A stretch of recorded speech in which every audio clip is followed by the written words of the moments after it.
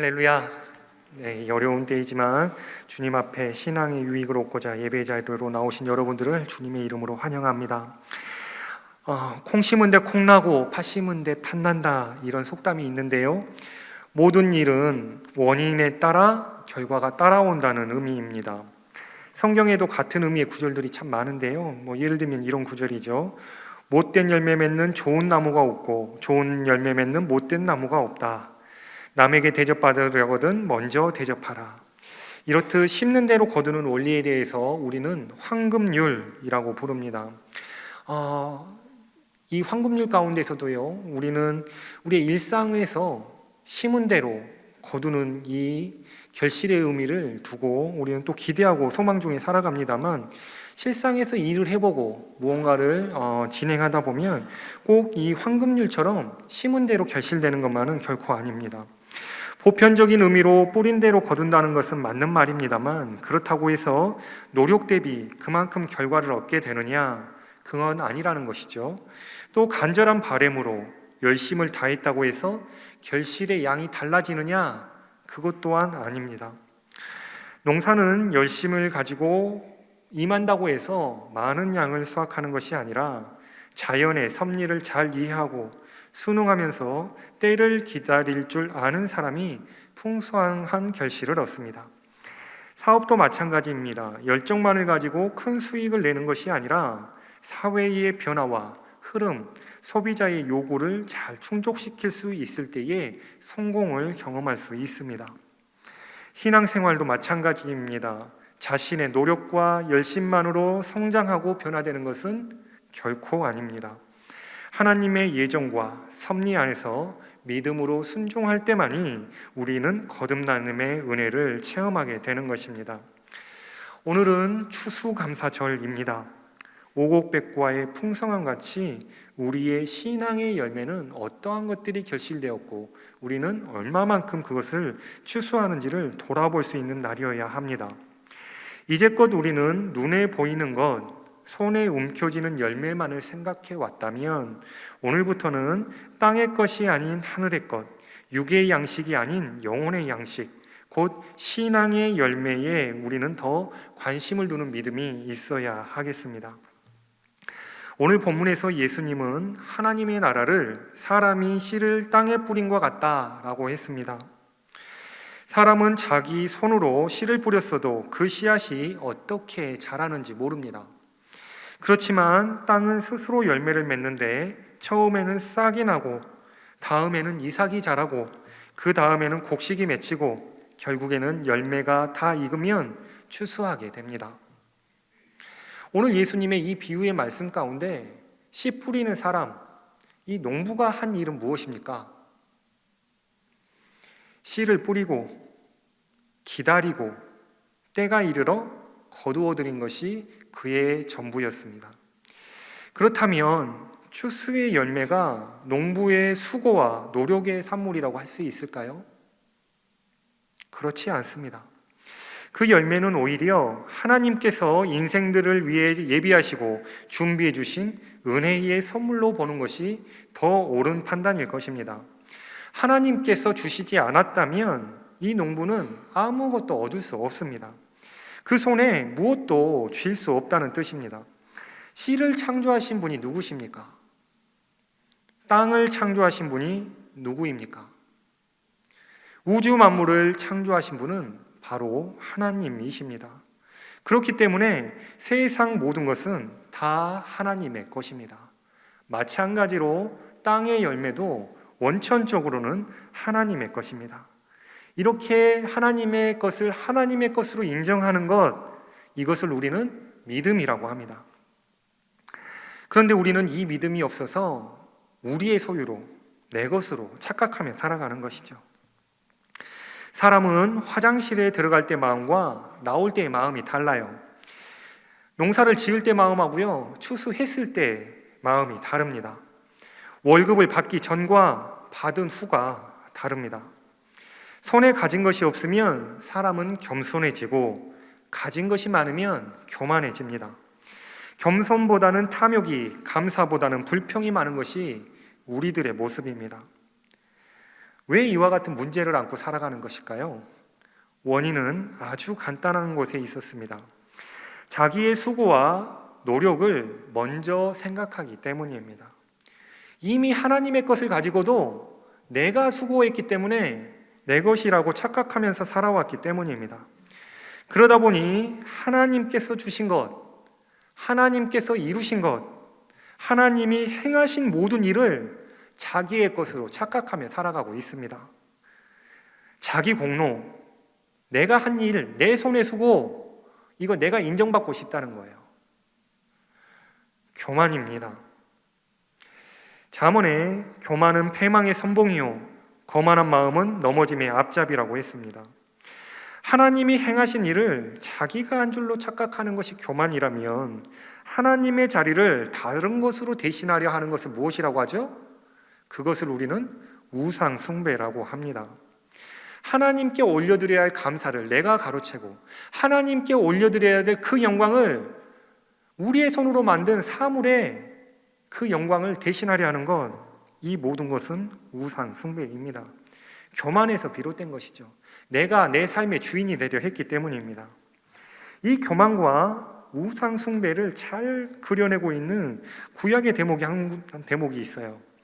출애굽기에 보면 출애굽 직후에 모세는 하나님의 부르심으로 시내산에 올라간 적이 있습니다.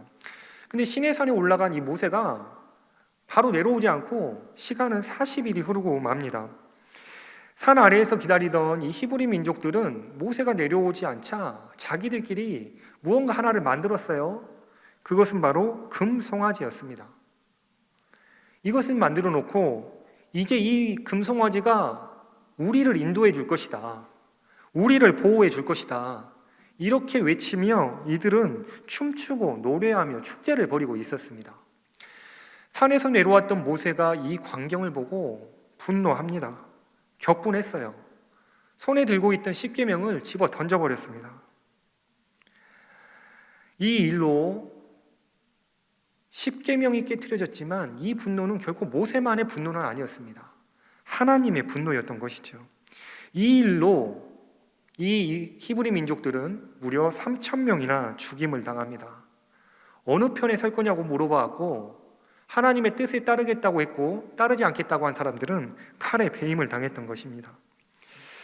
모세는 너무나도 속상했겠지요. 그렇지만 하나님께 다시 기도하고 진멸만은 피하게 해달라고 하며 다시 시내산에 올랐습니다.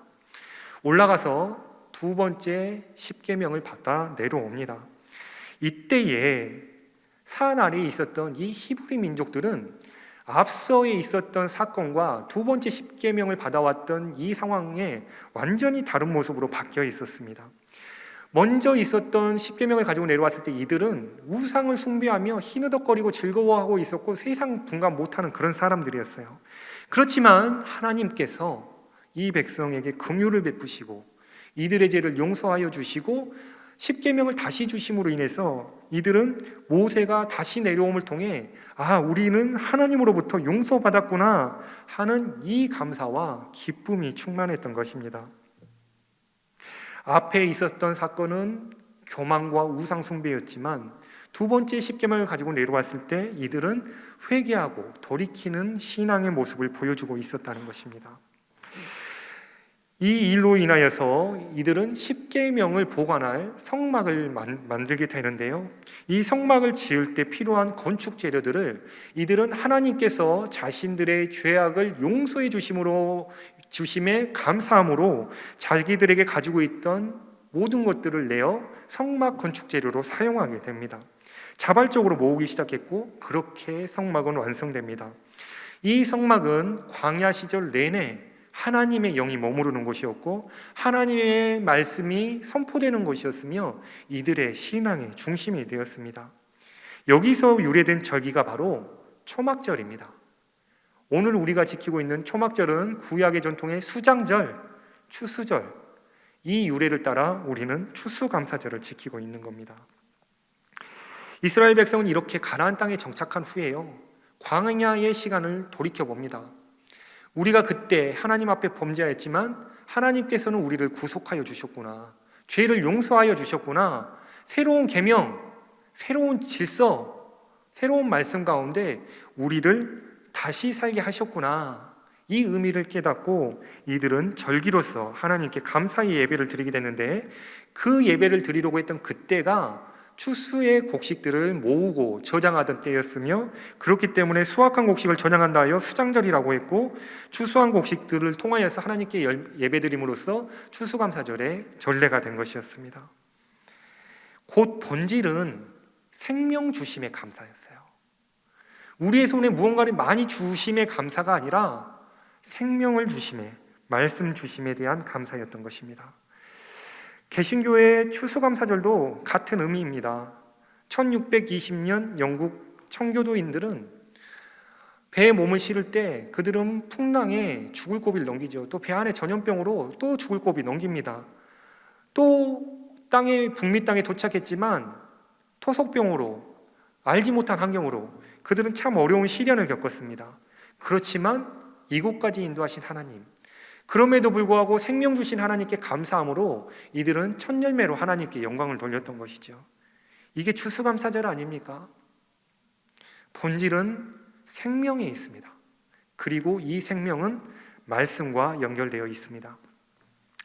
예수님은 이런 말씀을 하신 적이 있어요. 서쪽에서 구름이 이는 것을 보면 소나기가 올 것을 알고, 남풍이 불면 더위가 시작됨을 알듯이 천지기상은 분간한 줄 알면서 이 시대는 분간하지 못하느냐, 이렇게 한탄하신 적이 있습니다.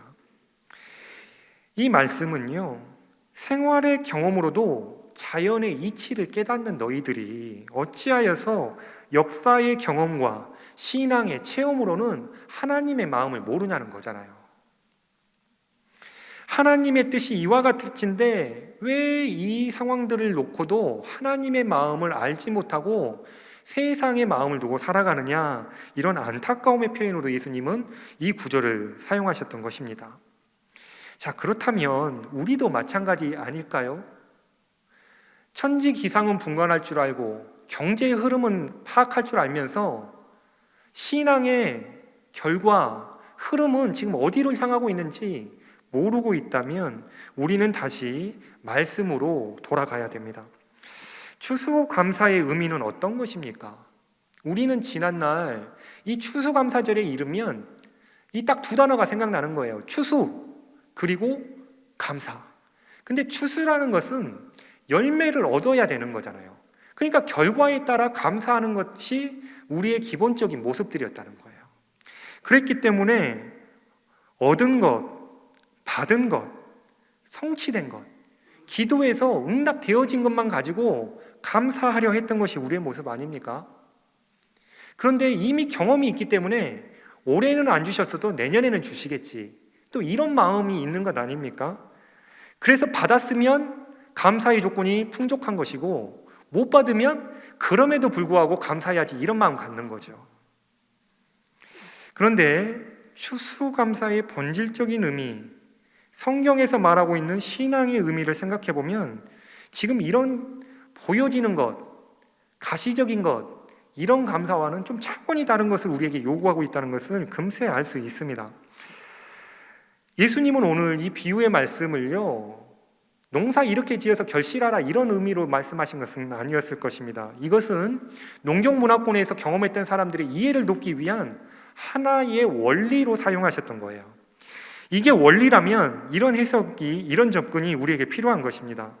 씨를 뿌리지 않고 열매 맺을 수 있습니까? 결코 열매를 얻을 수 없습니다. 씨는 반드시 뿌려야만이 결과가 있는 거예요. 그렇기 때문에 씨를 뿌리면 열매가 추수되듯이 신앙도 이것을 심어야 신앙에 무언가가 결실되는 거 아닙니까? 그냥 가만히 있으면 신앙이 열매 맺어지는 게 아니잖아요. 심어야 된다는 거죠. 무엇을? 이 무엇이 우리에게 어떤 의미인지를 생각해 보자는 것입니다. 성경은 많은 부분에서 씨와 열매에 대해서 언급하고 있는데요, 미랄의 법칙 여러분들 잘 아시죠? 겨자씨의 비유, 이것도 잘 알고 있습니다. 4가지 땅에 떨어진 씨앗의 비유, 이것도 잘 알고 있죠? 여기에서 공통적으로 씨앗이 갖고 있는 의미는 무엇입니까? 바로 하나님의 말씀입니다. 그러므로 씨앗은 하나님의 말씀이에요. 자, 그러면 열매는 무엇입니까? 신약 성경의 열매에 관해서는 굉장히 많은 수사적인 표현이 있습니다. 빛의 열매, 부활의 열매, 생명의 열매, 의의 열매, 성령의 열매. 다 들어보셨죠? 빛의 열매는 무엇이죠? 예수님이 빛이시니 예수님의 부름을 따라 거듭난 자, 그들을 빛의 자녀 삼으셨기 때문에 빛의 열매가 맺는다고 성경은 말하고 있죠. 부활의 열매는요, 예수님의 죽고 다시 사심을 통하여서 우리의 영혼도 옛사람을 죽이고 새 생명으로 다시 사는 그 믿음의 결단과 고백 안에서 성화되는 것, 중생을 경험하는 것, 이게 바로 부활의 열매 아닙니까? 의의 열매는요, 사도 바울은 화평을 심으면 의의 열매를 맺는다고 했습니다. 성령의 열매는 무엇이죠? 예수 그리스도를 구주로 믿고 따르는 자마다 그 안에 변화되고 성령의 충만함을 통하여서 맺어지는 열매 아닙니까? 씨앗이 하나님의 말씀이라면 열매는요, 하나님의 성품입니다. 예수 그리스도의 인격이에요. 그렇기 때문에 씨앗을 심지 않으면 이 열매는 없는 겁니다. 말씀으로 씨앗이 심겨지지 않는 사람은 이렇게 자라나지 못하고 예수님의 인격과 하나님의 성품을 소유할 수 없는 것입니다. 결국 씨앗과 열매, 이거는 같은 유전자잖아요. 씨앗 없이 열매가 없듯이 열매는 곧 씨앗으로부터 변화된 모습이잖아요. 마찬가지로 하나님의 말씀이 우리 가운데 심기어져야만 우리는 그 말씀 가운데 자라나고 결실되고 열매된다는 겁니다. 하나님의 성품으로 예수 그리스도의 인격으로 말입니다. 말씀은 곧 우리를 거듭나게 하는 것입니다. 새로운 존재가 되게 하는 거예요. 이것이 바로 씨와 열매의 비유를 통하여서 예수님께서 우리에게 가르쳐 주시고자 하는 교훈입니다. 농경문화권에서는요, 씨앗의 존재는 곧 생명입니다. 과거에는 이 씨앗 때문에 전쟁을 불사했어요. 과거 농사의 성공과 실패는 개인의 생존과 직결되는 일이었습니다. 개인뿐만이 아니라 사회, 국가의 흥망을 결정할 만큼 중요한 사업이 농사였어요. 자, 그렇다면 믿는 자에게는 하나님의 말씀이 곧 생명입니다. 믿음대로 살고 못 살고는 나와 교회와 세상의 전망을 결정짓는 중요한 결단입니다. 예수님은 요한복음 15장에서 나는 포도나무요 너희는 가지라 그가 내 안에 내가 그 안에 거하면 사람이 열매를 많이 맺나니 나를 떠나서는 너희가 아무것도 할 수 없으리라 이렇게 말씀하셨습니다. 그러므로 씨앗과 열매의 상관관계처럼 우리는 하나님의 말씀 없이는 예수 그리스도의 십자가를 믿는 그 믿음 없이는 우리에게는 아무런 추수의 열매가 없다는 것을 우리는 깨달아야 하겠습니다. 사랑하는 성도 여러분, 하나님의 말씀과 예수 그리스도의 십자가, 이 의미를 잘 묵상해 보시기 바랍니다. 하나님의 말씀은요, 처음부터 끝까지 구원의 약속입니다. 우리를 살리시고자 하는 하나님의 마음이에요. 그 말씀 가운데에는 죄사함이 있고 거듭남이 있습니다. 우리에게 부활과 영생과 소망을 주시고자 하는 하나님의 마음이 담겨 있습니다. 그렇다면 하나님의 말씀으로 우리가 예수 그리스도로 장성한 분량에 이르기까지 자라난다면 이와 같은 전 과정에 대한 하나님께서 우리에게 약속하신 이 말씀은 한 단어로 요약하면 무엇라 표현할 수 있겠습니까? 복음이죠. 이것이야말로 복음입니다. 하나님이 우리와 함께 하신다는 것, 하나님께서 우리에게 생명 주셨다는 것, 우리를 사랑하셔서 성육신 하시고 십자가를 지시고 죄를 사하시고 또 다시 사시고 부활하셔서 영원한 생명으로 우리를 초도해 하시겠다는 이 모든 약속의 말씀, 이게 복음이죠. 그러므로 하나님께서는 우리로 뿌리게 할 씨앗은 바로 복음의 씨앗이었습니다. 복음의 씨앗을 뿌려 우리로 하여금 추수케 하실 열매, 그것은 바로 전도의 열매였던 거예요. 전도의 열매입니다. 그냥 오곡백과를 보며 그냥 내 손에 있는 거 무엇을 받았을까 감사하는 게 아니라 생명 살림에 대한 그 감사가 오늘 우리에게 필요하다는 것입니다. 우리에게 복음이 전해지지 않았다면 우리도 저 썩어져가는 세상에 그냥 의미 없이 살아가고 있었을 거예요. 우리는 선조들로부터, 신앙의 선배들로부터, 신앙의 부모님들로부터 그 신앙의 유정과 그 복음이 전달되어졌기 때문에 오늘 우리가 생명을 얻어 안전한 것입니다. 농부가 추수할 때의 풍성한 결실로 기쁨을 누리듯이 교회는요, 하나님께서 구원하시고자 하는 하나님의 백성들이 차고 넘쳐서 그 부흥의 감격으로 추수의 기쁨을 하나님께 영광 돌려야 될 줄로 믿습니다. 한 해를 지나놓고 보니 우리에게 입에 붙은 말이 딱 두 가지가 있어요. 어렵다, 그리고 힘들다입니다. 그러면서도 우리는 하루하루를 살아왔습니다. 오늘에 이르렀어요. 본문의 농부처럼 자고 깨는 동안에 무슨 일이 있었는지 모르지만 시간은 흘러갔고 또 그 가운데 하나님은 추수의 열매를 허락하셨습니다.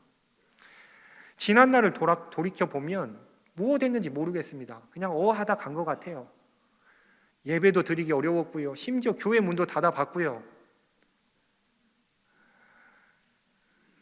그럼에도 불구하고 어떤 상황에 놓여 있든지 작년에도 올해에도 하나님은 언제나 우리와 함께 계셨습니다. 어려운 환경 속에서도 우리로 하여금 믿음의 눈을 들어 주님의 십자가를 바라볼 수 있도록 인도해 주셨어요. 세상의 풍랑에 떠내려가지 않도록 붙잡아 주셨기 때문에 지금 오늘 우리가 이 자리에 모여 예배 드리고 있는 것입니다. 하나님의 은혜입니다. 우리는 그렇기 때문에 세상이 아무리 위험하고 어렵고 힘들다고 하여도 주님 안에 오니까 안전한 것입니다. 평안한 것이에요. 주와 함께하니, 주님과 동행하니, 주님께서 지켜주실 것을 믿고 의지하니 우리는 안전한 것입니다. 이 모든 것이 하나님의 은혜입니다. 우리를 구원하시고자 하는 하나님의 사랑입니다. 그렇다면 여러분들은 이제로부터는 어떤 열매를 사모하시겠습니까? 또 어떠한 열매를 추수하시겠습니까? 우리는 이것저것 찾을 필요가 없습니다. 손의 수고로 얻을 수 있는 결실은 성경 말씀에 예수님이 이렇게 말씀하셨죠. 너희는 무엇을 먹을까, 입을까, 마실까 염려하지 말라고 했습니다. 왜냐하면 이거 필요한지 하늘 아버지도 다 아시기 때문이죠. 그러면 우리는 무엇을 해야 됩니까? 그의 나라와 의를 먼저 구하면 이 모든 것을 너희에게 더하여 주시겠다고 했습니다. 그러므로 우리에게 채워지는 이 모든 것은 믿음으로 살았기 때문에 하나님께서 주시는 은총의 선물이라는 것이죠. 오늘 이 씨 뿌리는 농부가 자기는 뿌리고 기다리고 때가 이르러 거두었던 것처럼 우리도 믿음으로 살다 보면 하나님의 말씀에 순종하며 살아가게 되면 하나님께서는 그 열매, 그 결실 선물로 주시겠다고 약속해 주고 계십니다. 올해 한 해는 참 힘들었습니다. 부정할 수 없어요. 우리가 지금 이 시대는 전도하기 어려운 시대라고 말을 합니다. 그러면 우리 교회 안에도 전도의 결실이 없어야 되잖아요. 그렇지만 한 해를 돌아보건대 이와 같은 상황 속에서도 새 가족은 오셨습니다. 안 된다고 하지만 또 새 가족이 오세요. 우리는 농사를 오늘 짓고 말 거 아니거든요. 내년에 또 씨를 뿌리고 또 추수를 해야 됩니다. 신앙도 같은 원리예요. 또 뿌리고 또 추수해야 됩니다. 그러나 우리의 손의 힘과 능력, 경험 이런 거 의지하지 말고 오직 하나님을 의지해야 합니다. 그렇게 하나님께 믿음으로 순종하는 자만이 결실을 얻기 때문에 그러한 것이죠. 오늘 하나님께서는 우리를 먼저 택하셨습니다. 그리고 우리를 은혜 가운데, 사랑 가운데 안전한 곳에 거하게 하셨어요. 그러면 우리는 이 안전함을 우리의 소유로만 여기지 마시고 이 생명이 필요한 곳, 위로가 필요한 곳, 고통 속에 신음하는 사람들을 위해 나아가야 되지 않겠습니까? 예수님이 만난 사람들을 보시면 아파하는 사람들, 병든 자들, 창녀들, 도적들, 이런 사람들 찾아갔거든요. 정작 복음이 필요한 곳은 그들입니다. 우리는 먼저 왔기 때문에 이 혜택을 누리고 있습니다. 그렇지만 이후로부터는 복음의 씨앗을 뿌려 모두가 함께 누리는 세상. 하나님이 이 열매 드리는 거 기뻐하시는 거 아니잖아요. 하나님이 기뻐하시고 기다리고 계시는 것은 바로 전도의 결실입니다. 묻 죽어가는 영혼들 다시 주님 앞에 나와 예배하는 그날을 준비하고 계시는 거예요. 우리 모두가 그와 같은 부름 앞에 서 있습니다. 그러므로 우리는 다시 복음 앞에 서야 됩니다. 복음을 증거해야 됩니다. 강하고 담대해야 합니다. 사람 눈치 보지 말고 이제는 하나님 눈치 보며 세상으로 나아가야 됩니다. 그와 같은 믿음 가운데 우리는 이 추수감사절에 하나님의 주시는 신령한 신앙의 열매를 추수하기를 소망합니다. 그리하여서 언제나 주님께서 우리의 삶 가운데 역사하시고 믿음 더하여 주시고 함께하여 주신다는 이 은혜를 따라 복음 증언자의 사명 감당하시면서 충성된 일꾼으로 하늘의 영광과 땅의 모든 기름진 축복을 다 함께 누리는 저와 여러분이 되시기를 주님의 이름으로 축원합니다. 함께 기도하시겠습니다. 좋으신 하나님, 은혜를 감사합니다. 우리에게 귀한 신앙의 열매도 주시고 또한 땅의 열매도 주시고 살아갈 수 있는 모든 환경과 조건과 필요한 것들을 채워주셔서 감사합니다.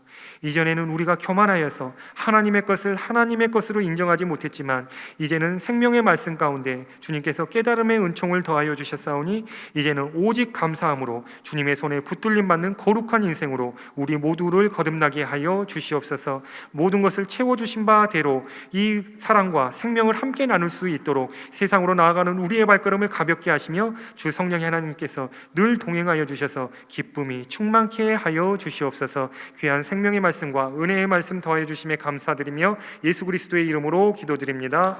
아멘.